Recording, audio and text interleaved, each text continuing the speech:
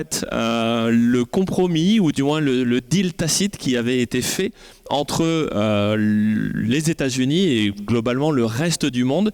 Et pourquoi est-ce que c'est signifiant aujourd'hui pour expliquer la situation? Donc c'est pour ça que je mets la première slide justement. Oui, merci. Je crois qu'effectivement il y avait un deal tacite, c'est qu'effectivement nous sommes, notre génération, je suis un peu plus jeune que Charles, mais quand même on a connu vraiment la guerre froide.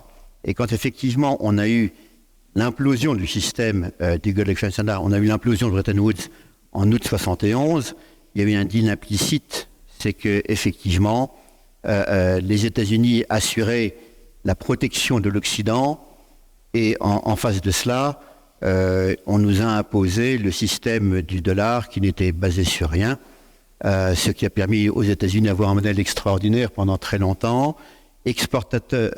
importateur de tas de matières premières, de tas de choses qu'ils ne payaient pas, vendeur de T-bonds. C'était un modèle merveilleux de recyclage qui fait qu'en fait c'est un peu comme si vous allez chez l'épicier du coin et vous sortiez avec le caddie qui est plein et vous dites c'est formidable, je te paye pas, on met ça sur petite ardoise. Modèle extraordinaire, mais on arrive un petit peu au bout de ce système. Avec aujourd'hui, on a une dette américaine de l'ordre de 35 trillions de dollars qui progresse quand même à la modique somme de 10 milliards de dollars tous les jours. Même pour les États-Unis, ça fait un peu d'argent. Donc, 1 trillion de dollars tous les 100 jours. Et on voit effectivement sur ce graphique qui est quand même intéressant qu'aujourd'hui, les dépenses pour la charge de la dette américaine sont en train de passer au-dessus des dépenses pour la défense.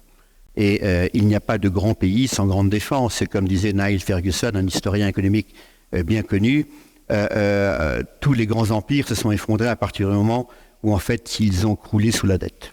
Et on ne peut pas prédire la fin de la Pax Americana, mais il est évident que la situation financière et monétaire des États-Unis sont quand même une interrogation majeure pour nous, et surtout pour nous qui pensons vraiment dans le temps long. Nos clients, vos clients, nous pensons tous dans le temps long, et dans le temps long, c'est un problème majeur aujourd'hui. Alors est-ce qu'on peut dire globalement que le deal c'était vous prenez nos dollars, vous posez pas trop de questions, et en contrepartie, vous assurez notre défense?